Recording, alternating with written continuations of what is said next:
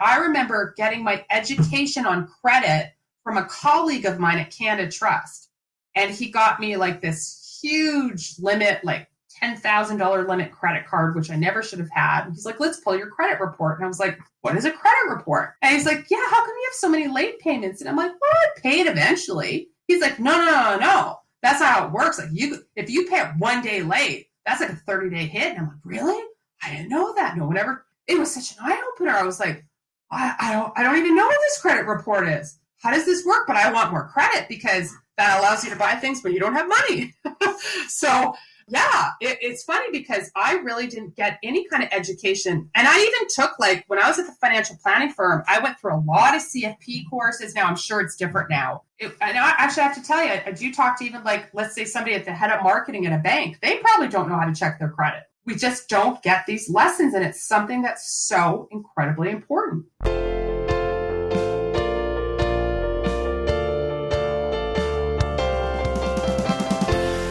This is the Personal Finance Show.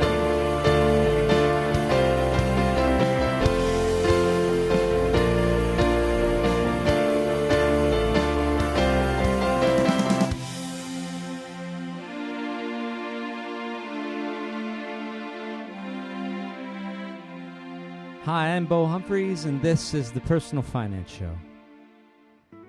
Kelley Keehn wants you to feel good about your money. To feel good about your money, you have to educate yourself.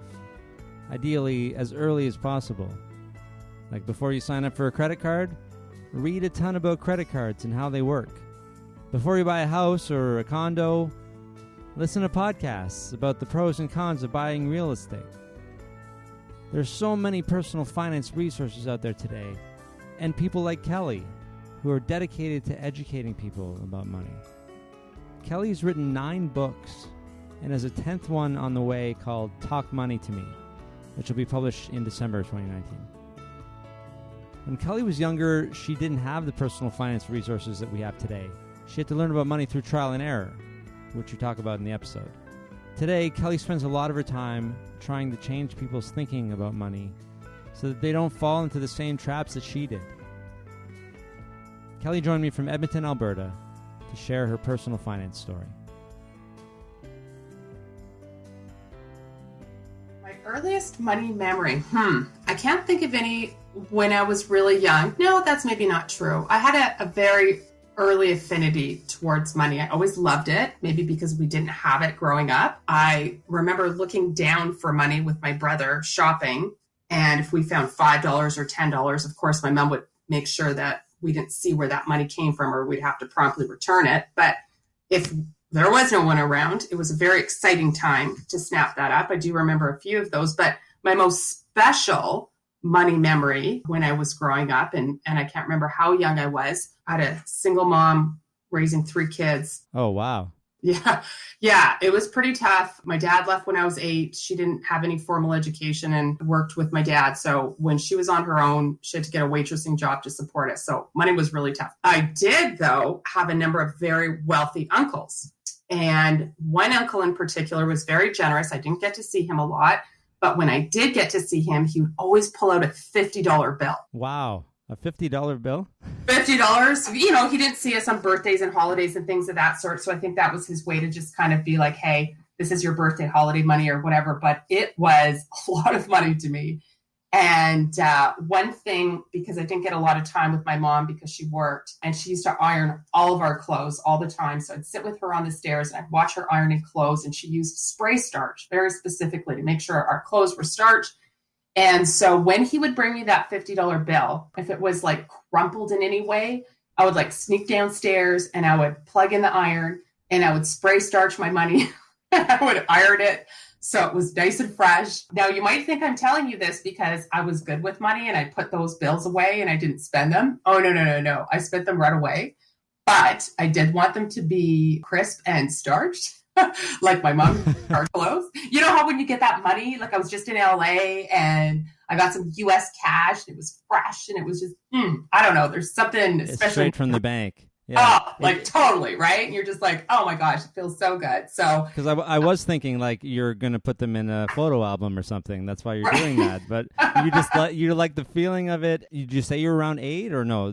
When would this happen? I would say maybe even a little bit earlier, maybe like 5 or 6. I remember doing that. I remember sneaking down and ironing. So yeah, I've always loved money, always loved fresh bills, even today. And today, I have to tell you, when I come back from a trip, I never cash my money back in. I still walk around with like euros and pounds and American money. I don't use it, but I just love having cash. It makes me feel secure. Well, so what are you doing with a $50 bill when you're that young, though? Oh, who knows? I mean, I think because we didn't have money, when I did get money, I spent it probably 100 times in my head. Oh, you were ready. Yeah, okay. Oh yeah. And probably bought candy. Who knows what I bought with it? And my mom would try so hard to teach me to save. She'd be like, why don't you put some in your piggy bank? And I'd put it in my pig. And then she had these, it's interesting. Here's another early money memory that I haven't even thought of till you asked me. My mom bought these ginormous piggy banks for my brother and I. Like,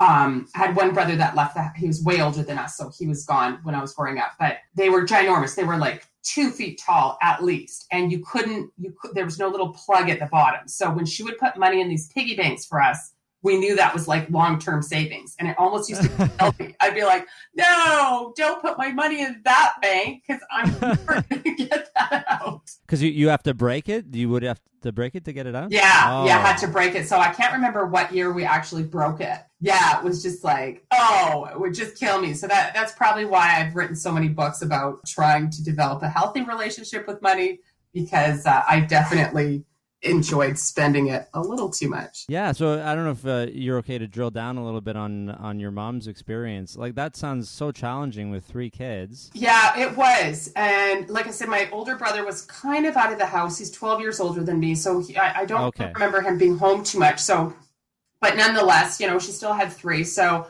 there was a lot of stress, a lot of, I remember her crying about money. I remember how hard it was for her. And if you think about Maslow's hierarchy of needs, we were right at the bottom. Keeping the lights on. There was times I know she didn't have food that she gave us food. But interestingly enough, she was so abundant. Like every patient, so she was waitress, and every paycheck she would bring home carnation flowers. Not too many, just a couple. Could explain why I hate carnation flowers. I see those things and just screams poverty to me. Wow, away from me. But there was always this air of abundance. And then it was also kind of messed up, though, because whenever I was around my uncles, they were up at the top of the pyramid, right? They had very different self-esteem. They had they were incredibly wealthy through land developments and owning commercial and rental properties. And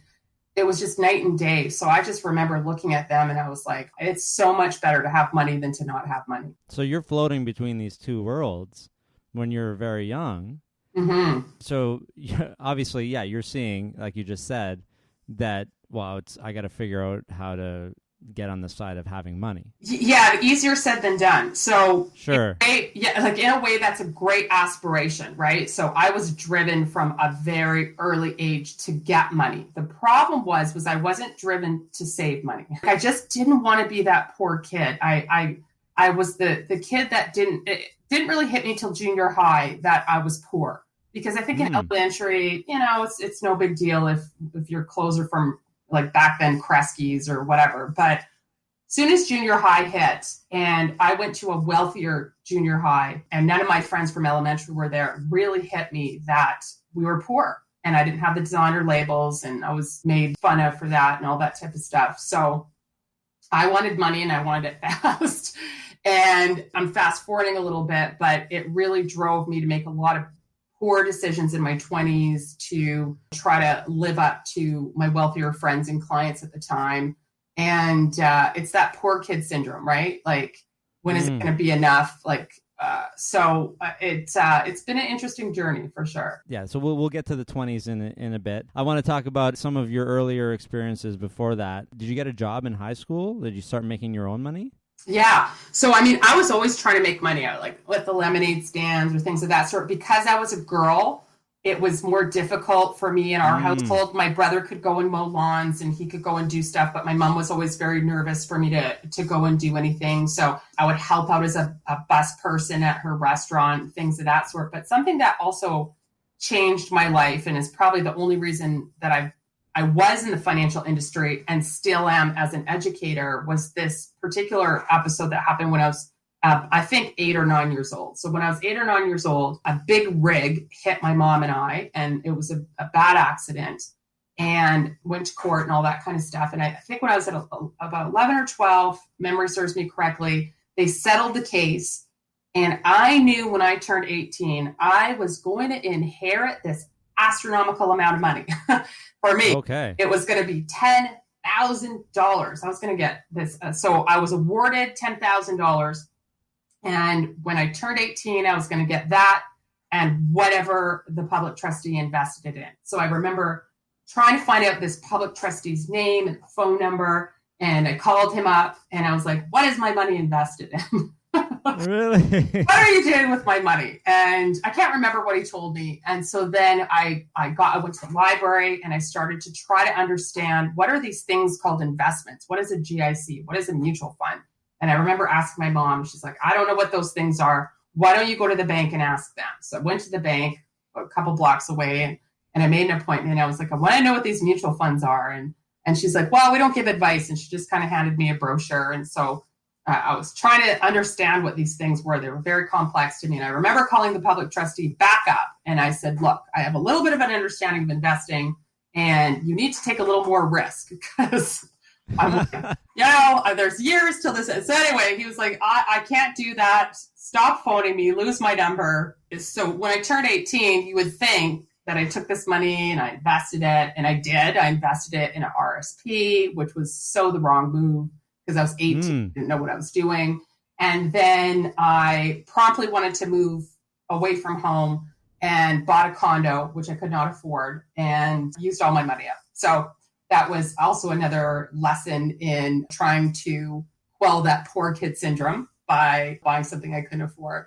But that I have to say that probably really did change my life. That really had me focusing on, look, like when I'm 18, I'm getting this money and I want to make sure I get as much as possible. So you got early knowledge. Well, first of all, like, were you guys all right? Like, do you have lingering any issues from the accident?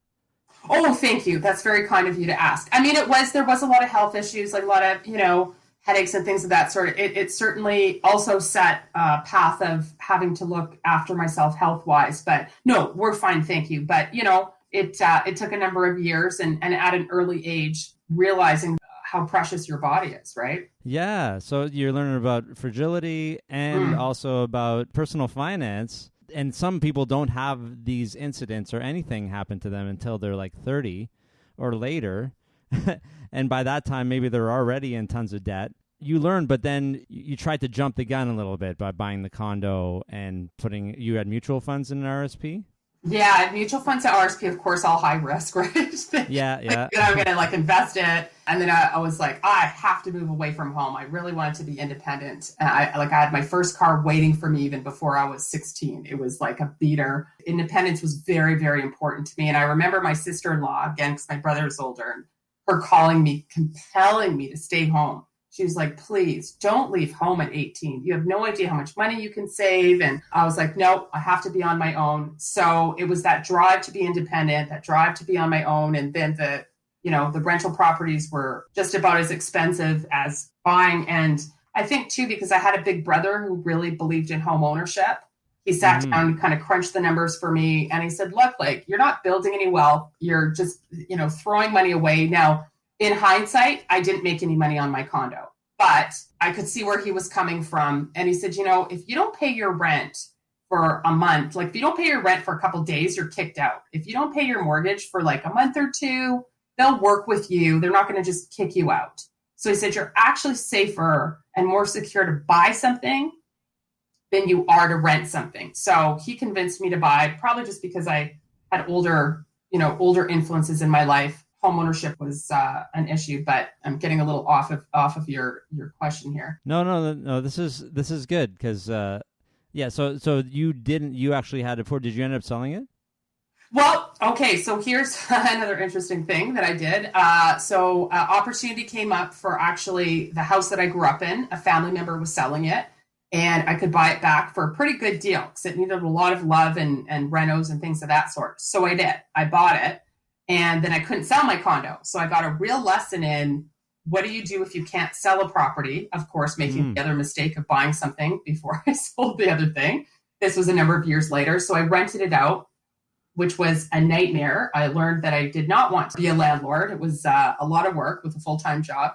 So I did finally sell it. I don't think I made any money on it. It just wasn't a great housing time. Like this, I'm 44. So back when I was maybe in my, maybe 23 or 24, I think I was trying to sell it. The real estate market hadn't moved at all. So you were just kind of paying your mortgage and building equity that way, but not building it through appreciation. Nothing like we've seen over the last 20 years, for example. Which is what people use as an argument for buying. They still use the same argument your brother used on you.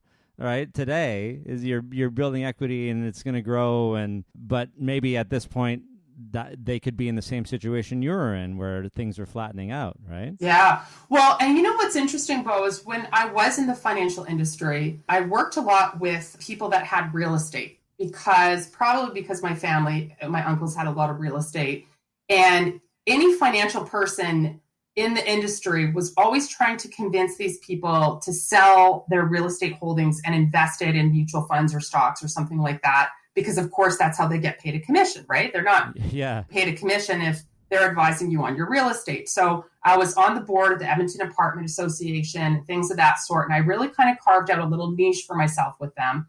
And I remember doing a lot of analysis for clients at the time. So this would be back, I don't know, maybe in the early 2000s. So just about 20 years ago. And we would look at the question. So if you own a lot of commercial real estate and you bought it, let's say in the 50s or 60s, as a lot of these people had, when you pass away, as you know, capital gains are due now, unless it rolls over to a spouse and all that kind of stuff. The issue was, can your family afford to pay those capital gains if both parents passed away, or are they going to have to fire sale the property, maybe at a bad time, things of that sort? Think about the Calgary market right now. And would life insurance be a good thing to have to be available for your kids to pay the tax? So I do these analysis all the time with an accountant, of course, and a lawyer, because I'm not an accountant. But the reason I'm telling you this story is I would go back 20, 30, 40 years and see how much real estate had gone up in my city. And it usually grew at maybe 1% on average. So at the time, real estate grows a little bit, but not much. But, 20 years later, it's like, yeah, exactly. People think that you're going to get these huge returns, and we've seen that, but nothing does that forever. So yeah, it did give me that early lesson that you don't necessarily make money off of real estate, which I think was a good early lesson for me. It's not fun to be a landlord. It's costly. It can be costly. And I had a brand new condo, so you would think that there would be no problems, but there were. And it's a job, right? Being a landlord, people don't think of it. It is having a side hustle or a part-time job. That's what it's like. And if you think it's just going to be, I'm going to show up once every 3 months and screw in a light bulb. Yeah. It's interesting what you said about having that perspective early, because everybody thinks you're crazy now to not invest in real estate because it's guaranteed to go up 18% a year, right, or whatever it is. And so to have that early perspective probably has helped you, not then, but today. Yeah, absolutely. And to also do the analysis of, are you better, let's say, like you're all in if you buy a rental property, you're all in that city, you're all in that neighborhood, you're all in that building. And if you think about, people like it because they think it's safe, you can touch it, you can feel it. But you're right, there's, the call at 2:00 in the morning because the toilet's clogged and everything, you have to deal with it. But then there's also the diversification problem. You have zero diversification. That's right. Right? And that's probably borrowed money, leveraged money. It's probably everything you've got. So I learned to do those analysis very early on and just found it was kind of easy because it's like, yeah, that's not for me. So I know a lot of people do very well with real estate, but other than my principal residence, it's not for me. So we need to find out how you even got to the point of being able to do analysis. You went to school, I'm guessing? Interesting trajectory. So because we didn't have money, I was very bored with school. I was in a gifted program when I was in elementary, and that did not continue into junior high. And I just found it all very boring.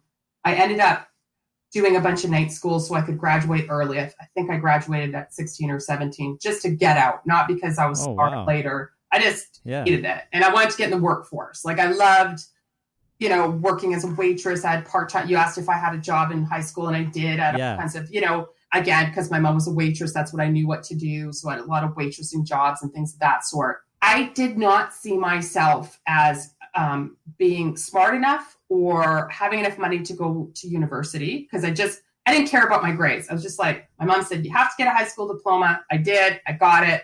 So that was it. It wasn't to try to get into university. You just want to work. I just want to work. Yeah. Now, if someone would have taken me onto a university campus, if they would have explained student loans, if they, would have said, hey, like, here's your likelihood of what your income will be if you can delay working for 4 years, get a university degree. I didn't have anyone to help me with that analysis. I did have some cousins that went to university, but not really anybody that I talked to. So I just didn't have that peer group, that support, those mentors out there. And my uncles hustled. So it was like, get to work and hustle and do that. Now I did like a marketing and management diploma program. And I found that fascinating. Absolutely loved it. But then I got out, as you can appreciate, let's see, this would have been at least 25 years ago in Edmonton, Alberta. It was not a bustling advertising and marketing kind of thing that had a lot of opportunities. I did have a super cool practicum, though, with a billboard company that I learned a lot from. And I just got this this part-time job. This one guy was like, hey, I'll hire you to do some stuff at my financial planning firm. And I was like, oh, I really just want a job already. I don't want this contract job. But I took it and I wowed him and worked really hard. And long story longer, he ended up hiring me he wanted to be the first financial planning firm in the world that was ISO certified. So for your listeners, ISO certification is usually for like manufacturing and things of that sort. And he wanted to be so processed and so systematic in everything that was done of all his employees. He never did go through with the ISO certification, but he hired me to process out every single thing that his firm did. And as I was doing that, he was like, hey, why don't you get in the financial industry? And I'm like, no, I have zero interest in being in the financial industry. And he's like, oh, come on. And so, over the time that I was doing that marketing for him, I was like, yeah, okay, what do I have to do? So I got my life insurance license and my mutual funds and license. And I was maybe like 18, 19 with him apprenticing. And forgive me if my dates are a little off. I have a hard time remembering what I ate 2 or 3 days ago. I was doing all these years ago. But I remember there was a correction in 1994. I think maybe I was 20 or something. Maybe I was 19. And he came to me and he said, and now remember, I already bought a condo. And he came to me and he said, I can no longer afford to pay you a salary. This correction has happened. The markets are bad, but I'd like to keep you, but you'd have to work 100% on commission. And I was like, are you for real? I'm like 19. Seriously? Yeah, I've got like no experience. I'm going up against gray-haired guys like you with, 30, 40. I'm like, that's not going to fly. Like that's not going to fly. So I would take my lunch hour and I found out the names of every single branch manager of every bank in Edmonton. And every lunch hour I would do this. And I sent them all letters. I said, look, this is my experience, blah, blah, blah. Do you have a job for me? I was just like, I don't even know what jobs, like, this is what you don't do. This is how you're not supposed to ask for a job.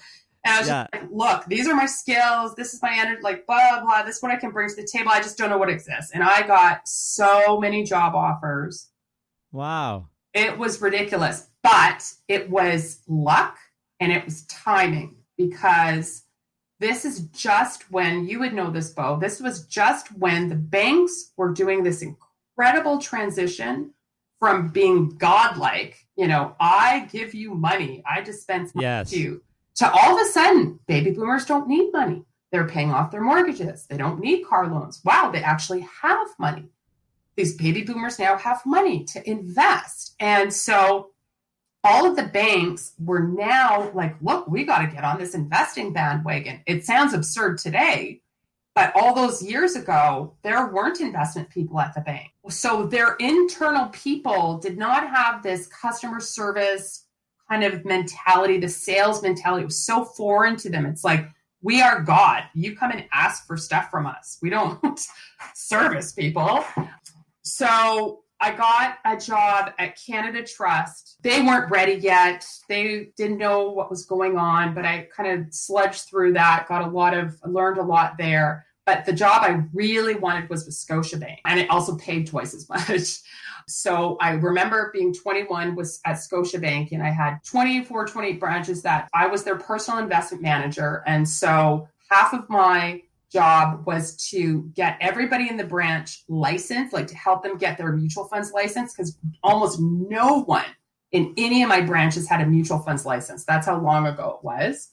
Okay. And then if you had $1 million plus, that person would come to me and I would figure out where we went, if they needed to go to Scotia Trust or offshore or Scotia McLeod or what have you. And then I had that job, loved that job. It was fantastic. And then that kind of went by kind of wrapped up. It was a job that wasn't a long-term job. And all my colleagues went international or what have you, but I just bought a house. So I couldn't leave. And then I opened my own firm in 2000 and sold it in 2005 back to the guy that I apprenticed for, because I'd written my first book in 2005. And I was like, you know what? I think it's going to be a lot more fun. I'm going to take a leap of faith and see if I can hang my hat out as an author and an educator and see if I can help people with money that way. So there's a lot to dissect. Yeah, I know. That's why I'm like, okay. So the first thing is, I love how you just sort of were like, whatever, I'll get licenses if you want me to. Because it's just like, what, you said you were 19 at that time? I think I know I was 18 because I just bought my condo, and I think I even started working for him a little bit before I was 18. Wow. Yeah, because I bought my condo in the year that I was 18. Yeah. It does sound like the thoughts of a teenager. Like, I just want to do this thing. I don't know, whatever, if that's the right way to go. But what motivated you? Was it just the desire to work? What motivated you to apply to all the banks? Well, first of all, I had to, because I had a mortgage now. Oh, so that was motivating too. Okay. That was huge motivation. Oh my gosh. I remember when I first started with a financial planning firm, and I wasn't even working full time, but I was still living at home. And I remember the receptionist who did the accounting, she came to me and she said, could you please cash your checks?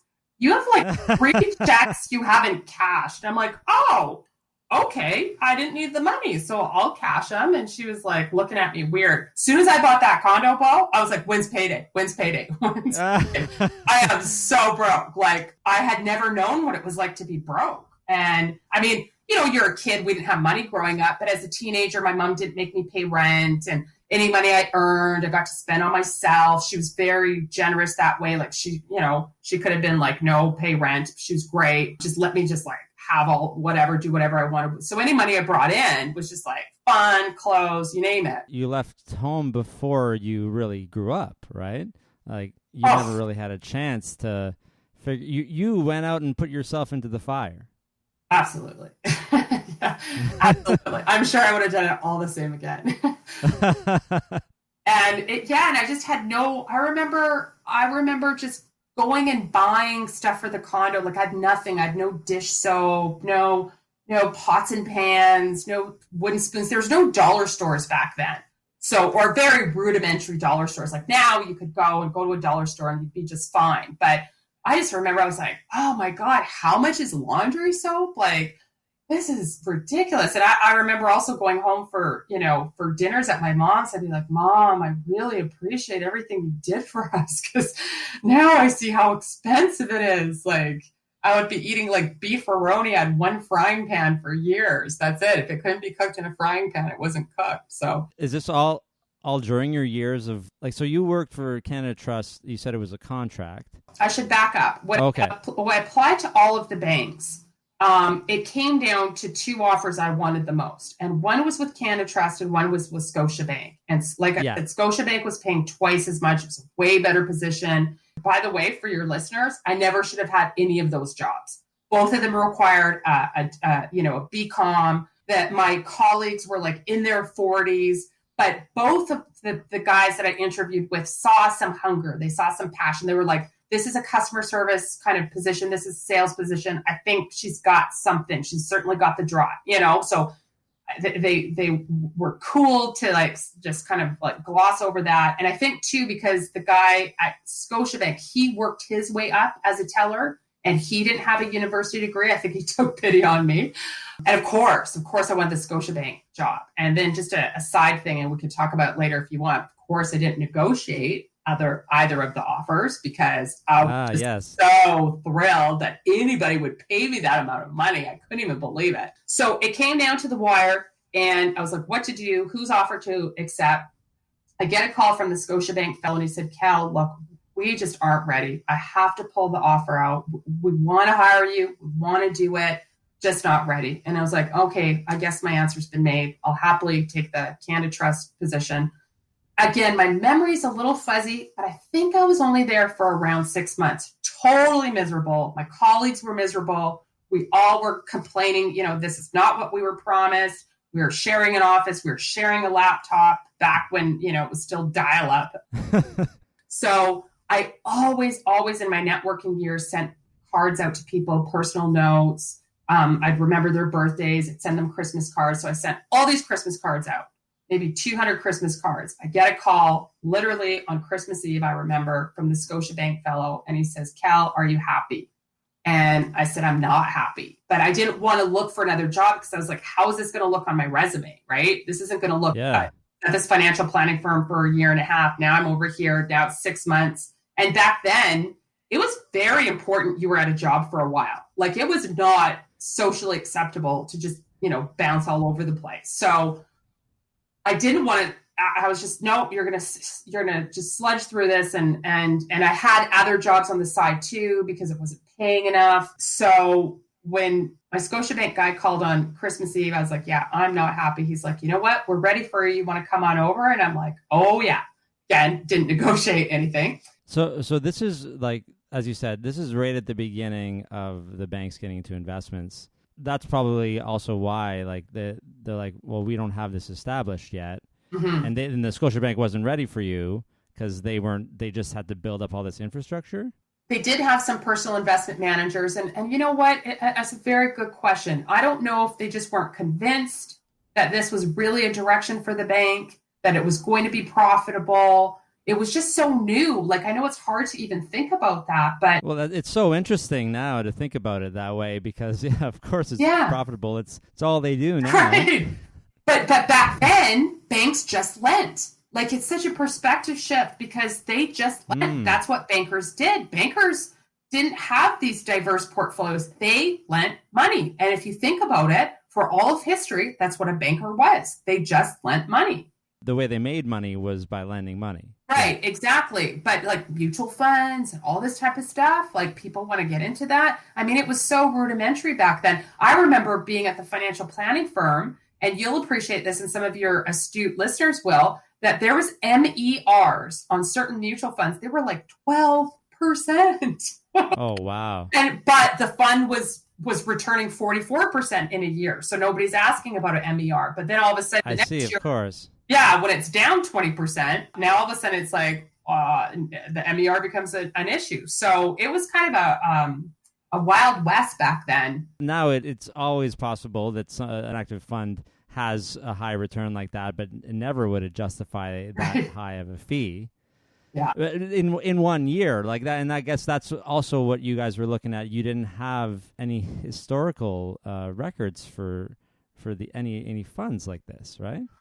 Actually, there were a lot of, you'd be surprised how many funds there were. Now, when I was over at the bank, a lot of funds were new, which actually, as we know, past performance doesn't mean anything. No, It yeah. actually shouldn't be a problem that it's new, but you know how it is. That's not how investor psychology works. We like to see past performance. We like to see the fund managers run and all that type of stuff, but we just didn't know anything, right? Like as an industry, we did look at past performance. That was actually entirely what we looked at. That's what clients looked at. They looked at superstar. There was a lot of superstar kind of mutual fund managers back then, like Kiki Delaney with, what fund was she with? I think she was with AIM Trimark. There was Michael Lee Chin with AIC, and it was a very, very different time. Yeah, and so now I want to get to what you ended up writing the first book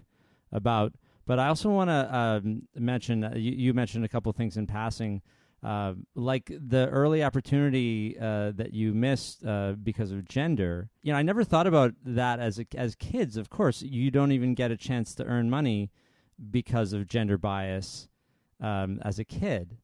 I don't know if you want to mention that a bit and then talk about how that evolved as you went through this business. Yeah, there was a few issues. I mean, number one, there was the safety issue. My mom just didn't feel comfortable with me going to a stranger's house with a shovel and saying, "Hey, I'll shovel your sidewalks," but my brother could do that. Also, just like girls don't do that, right? Girls don't. Yeah, that mentality that hopefully we are shaking out of our heads. Or even like when my uncles would talk to us. I mean, I was never included in the conversation. I had to always be asking about, like, my brother would, because it was expected that, and then it's funny because my brother had zero interest in money and earning money. So I'd be like, tell me how to do it. Tell me how to do these things. But that also there wasn't mentorship for the girl, right? It's like, I was very smart and my mom told me that I was very smart, but also at the same time, she'd pat me on the head and encourage me to marry rich, right? Like, if you've succeeded as a girl when I was growing up, you were to marry rich. That was going to be the definition of your success. So why mentor me, or why? No knocking at my mom. My mom's amazing and taught me so many different things. But I grew up. My mom was also older when she had me. She was 38. So she came from a very traditional background, and she came from 13, 14 children. She was the youngest as well. And that was a definition of success. A man succeeds on his merit, and a woman's success is on the man that she marries. So you're not getting any personal finance lessons, and not just because maybe it wasn't talked about, but it wasn't talked about to you. Right.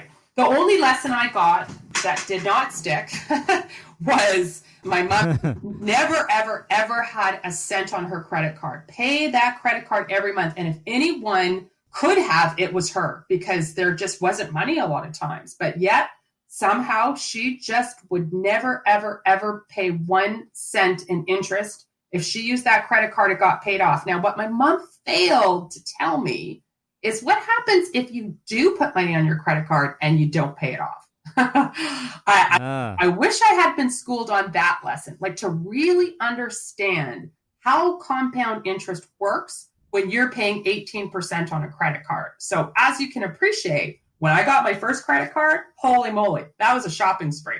It was like, let's just get furniture for my condo, and let's do this and let's do that. And then all of a sudden it was like, how much are you paying? And I never went bankrupt or anything like that. But I remember getting my education on credit from a colleague of mine at Canada Trust. And he got me like this huge limit, like $10,000 limit credit card, which I never should have had. And he's like, let's pull your credit report. And I was like, what is a credit report? Oh, wow. Yeah, he kind of went through with me and he's like, wow, you've been really irresponsible with your credit. And I'm like, huh?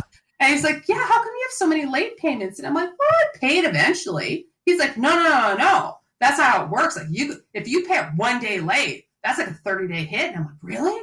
I didn't know that. No one ever, like, it was such an eye opener. I was like, I don't even know what this credit report is. How does this work? But I want more credit because that allows you to buy things when you don't have money.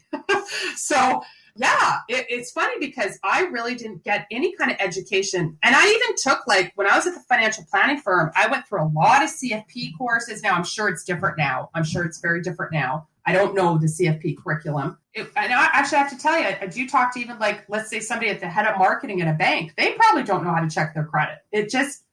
we just don't get these lessons, and it's something that's so incredibly important. I have a degree in commerce. I didn't learn anything about personal finance.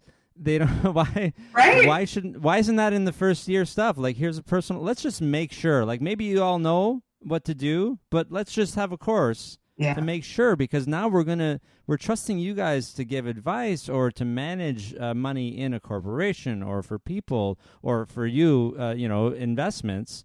For people coming in or making plans for them. It sounds like your personal finances were a mess for a lot of the first part of you working in finance. Absolutely. Oh my gosh, 100%.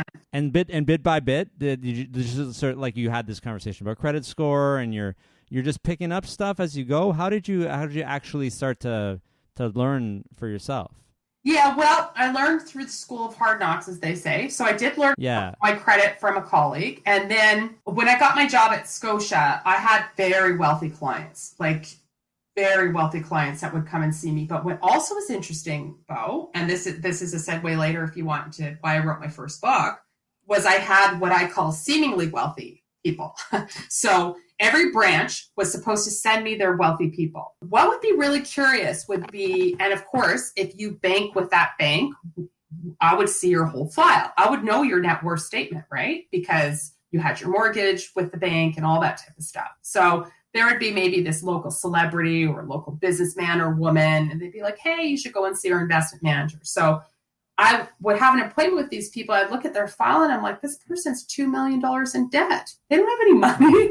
Why are you referring them to me? But everybody thought they had money, right? Everyone had money. So that was a huge eye-opener for me as a young person to be like, I know who you are. Everyone knows who you are, but I have to keep the secret that you really are broke. Like, well, it helps you. It helps you not have the Beyonce factor, as Shannon Lee Simmons would say, right? Because if you can see Beyonce's financial statement, so you know if the yacht has been borrowed or not. You know what the mortgages are like if everything's leveraged, right? And then you would also see the person that would come in that looked like they didn't have a cent in the world, and they had $5 million in GICs, and they were grinding you for a better rate, but.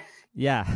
You would think that did it for me. It didn't. It didn't. And I think, so this is why I wrote so much about the psychology of money in my first two books, how you feel about it. It's still an ongoing thing for me, just as health is. Like, I don't think you ever fix your health. I don't think you ever fix your finances. But where I was as young as I was, and with my colleagues, there was this real competition of what pen did you write with? What shoes did you wear? How did you look? Wow. Because if you're in the financial industry, or back then, you better look like you have made it. Well, I didn't make it. I was 21 years old. And all of my friends, probably because my brothers were older and my uncles were older and I admired them, I chose boyfriends that were older, and I was dating a doctor at the time, and he had a really beautiful Mercedes, and he was like, you should have a Mercedes. And I was like, I can't afford a Mercedes. He's like, sure you can. Takes me over to the Mercedes dealership. This is what I'm telling you about. Like, if someone would have taken me to a college campus, maybe I would have gone there. So he's like, let's go talk to my guy over the Mercedes dealership. So we go over there, and they're like, yeah, if you can come up with this down payment, blah, blah, blah. And I was like, and he sat me, Bo, in the car. And he's like, sit in the car. Look at that Mercedes emblem. Doesn't that feel great? And I'm like, it does. Wow. Long story longer. I'm 21. Maybe I was 22. Maybe 23. Still way too young. Something like that. Forgive me if I'm a little off. So maybe 23. I remember, I have a house. I have a condo. I have huge expenses. He's like, you got to get into a Mercedes. So take every cent I've got, scrap a down payment enough that I can actually afford these lease payments, get off the parking lot, brand new Mercedes. And I couldn't believe how people treated me differently. I couldn't believe how my branches treated me differently, how my clients treated me differently. And that was a very dangerous. Yeah. It was dangerous at an early age lesson. It was a great lesson in hindsight for later in life, but it just kind of spurred a number of years of living up to my clients. And I have to tell you, all my colleagues were doing the same thing. They were like, we got to look the part. We got to look as wealthy as our clients do. Well, we couldn't sustain that.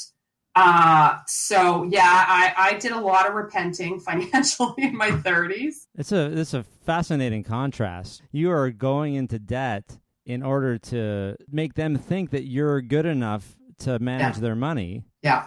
What? But like in the process, like, well, you didn't go bankrupt, but you're bankrupting yourself almost. Yeah. Oh, it was really rough. Yeah, and it was almost like an early branding thing. And I don't know if I had heard the story at the time or not, or if I heard it later in my career, that Kelley Keehn, as you probably know, is one of Canada's billionaires. He was like the rock star of mutual funds before the tech, time, kind of like the Warren Buffett of Canada. And it was rumored that he used money that he was supposed to use for college, and he took all of what he had and he rented a Rolls Royce for one day to go around and do his sales calls, because if he pulled up in a Rolls Royce, people would think that, he had made it and he was a good person to believe in. I have to confirm that, because I've actually interviewed him for a few things. So I do have to confirm if that actually is in fact true or not. But I probably had that in the back of my head, that you got to look the part to get the part. But boy, did I paid a lot of years for that. Now, on a positive thing, I did keep my car for 13 years. I ended up buying out the lease and kept that thing for a long time. It was a very interesting time when I was just trying to keep up appearances and using credit to do it. So you're learning so much about personal finance along the way, and you're learning, of course, you're getting experience in the finance industry, and then you're so like, I'm going to write a book.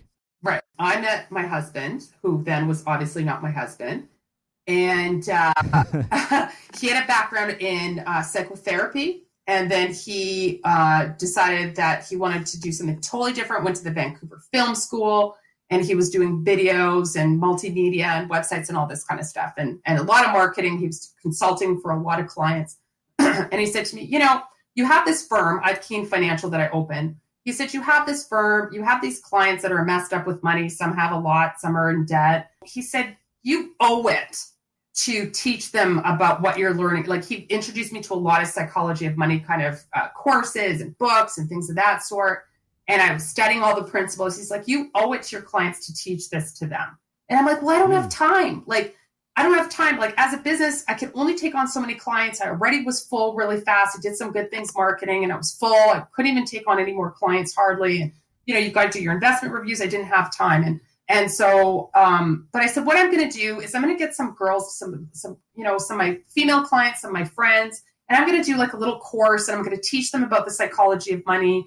And see what they think. And it was really fun. It forced me to put content together. We'd have wine at my office every, Wednesday for 6 weeks, and just talk about, like, hey, do you have money issues? What, like, what are your issues? What are your issues as a woman? All this kind of stuff. It was fascinating. And then also he said, you need to write a book because you don't have a university degree.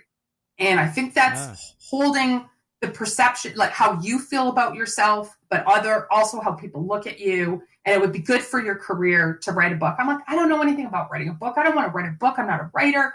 No interest. Don't know anything about it. No thanks. So he hounded me forever. Once I finished the course, he just looked at me and he said, you know what? That's kind of your book.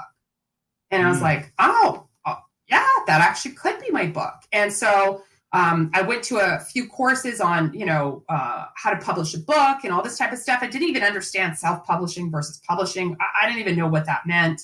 And it didn't matter, because I was like, I tested this material. I worked it out, and I think this would help my clients. I'm going to come out with this book for them, because I don't have time when I'm meeting with them to really talk to them about these issues that I think could really help them. So I'll come out with this book to help them. So that was the impetus for coming out with the book. And if it does anything, great. If I sell any books, whatever. And because my husband had this background in, he helped some clients with PR, with writing press releases and getting media coverage and things of that sort. We did a bunch of stuff by accident. I got on some bestsellers list because I did a bunch of media and sold a lot of books in a short period of time. And then I got some offers from publishers, and I was like, maybe I could do this. And back then, I couldn't find anyone to align with because it was all older guys in the industry that were looking for young people to join them. So nobody, like you couldn't be on the road doing stuff. You had to be in your office looking after your clients. So I was like, well, maybe I can, there's a great quote by Wayne Dyer who says, if you are what you do, what are you when you don't? And I was like, maybe I could sell my company and just not do that anymore. So that's it. Yeah. So you made the choice. Let's just have a chat about money, like, right? And which is, that's what I'm trying to do. That's what I'm trying to do with this podcast. I think that's what a lot of people are doing is, bloggers and podcasters and, on social media and stuff is let's just talk about it, right? But yeah. What year was this? When I sold my company, when the first book came out. Yeah, around the time when you just started to make this decision to pivot a little bit. It was 2005. That's when my first book came out. So I had my firm for 5 years, and yeah. So that's like this is way before any of the stuff that we're talking about now existed. The infrastructure. I don't even know how many podcasts there might have been at the time. I know there were podcasts.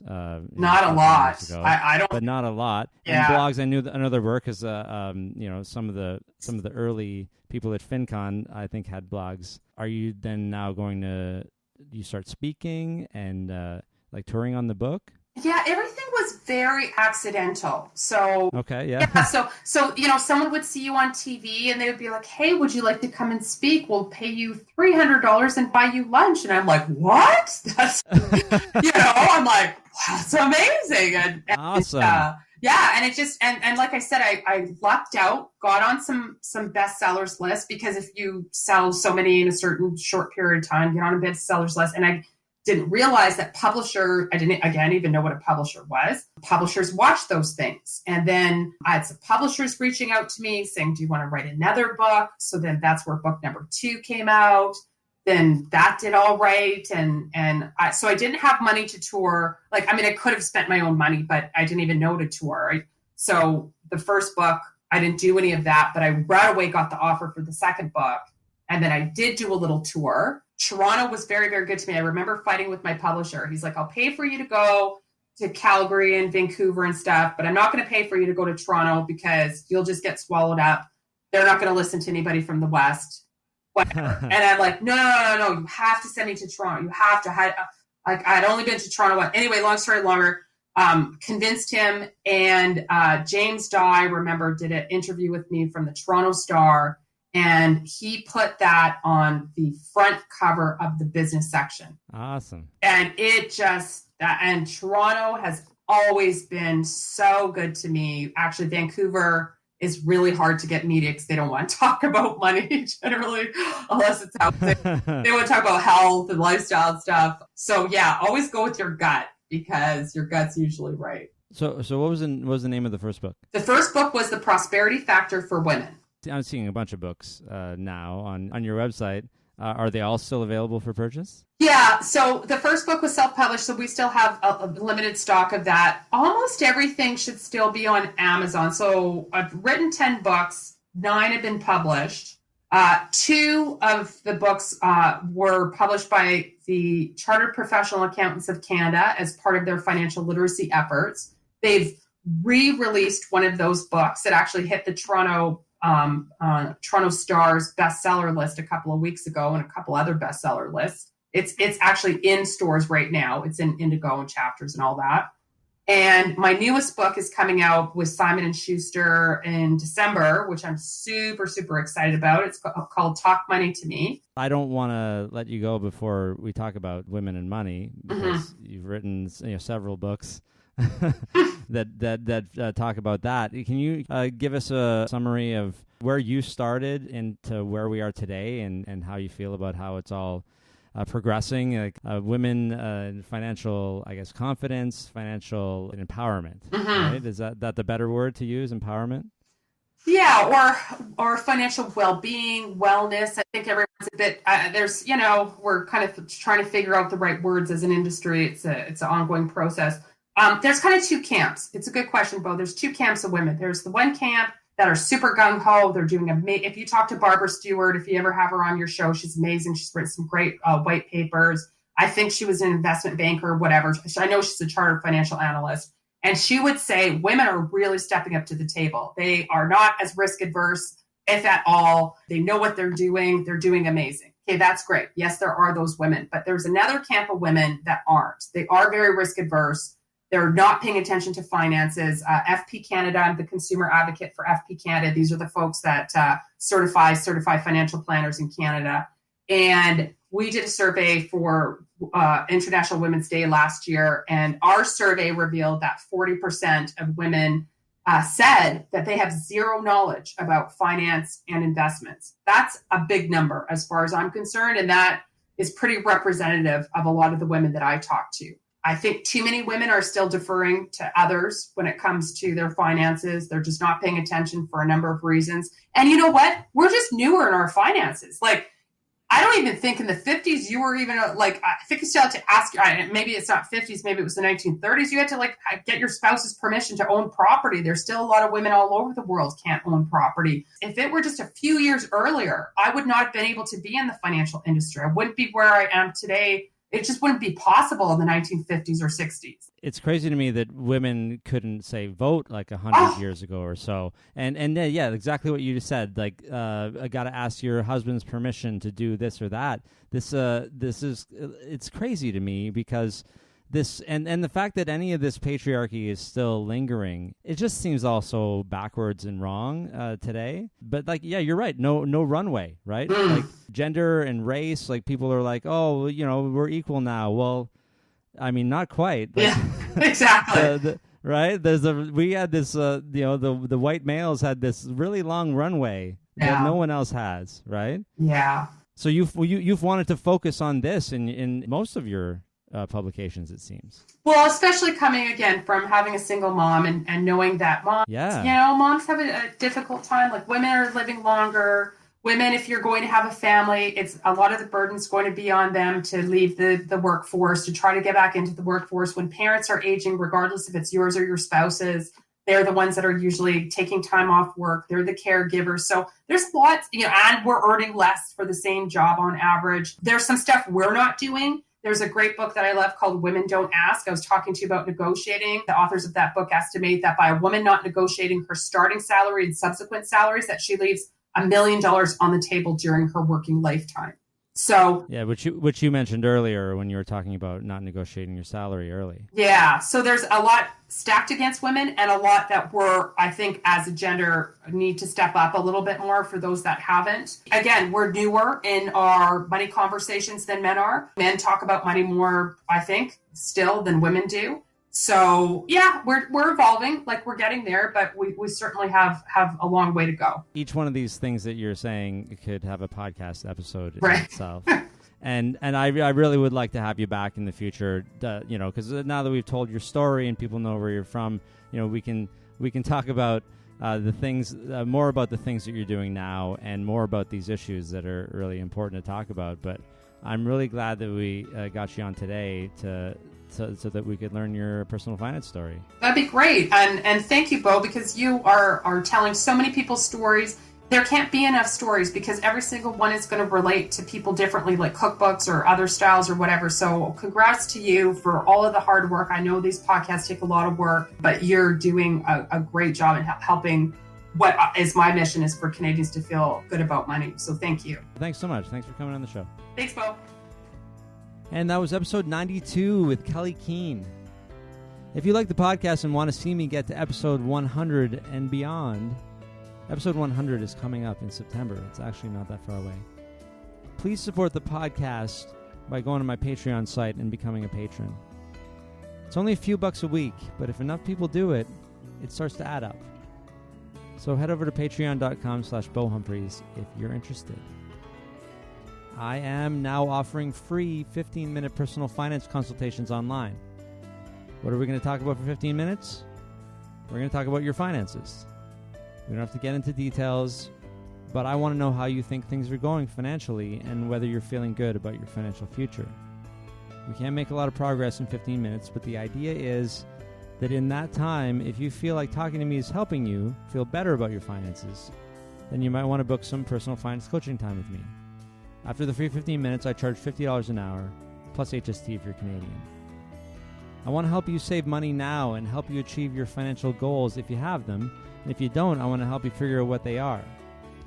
It's going to be worth way more than $50. So just head over to bohumphreys.com and click on the banner to book a 15-minute chat with me for free. That's it for this episode.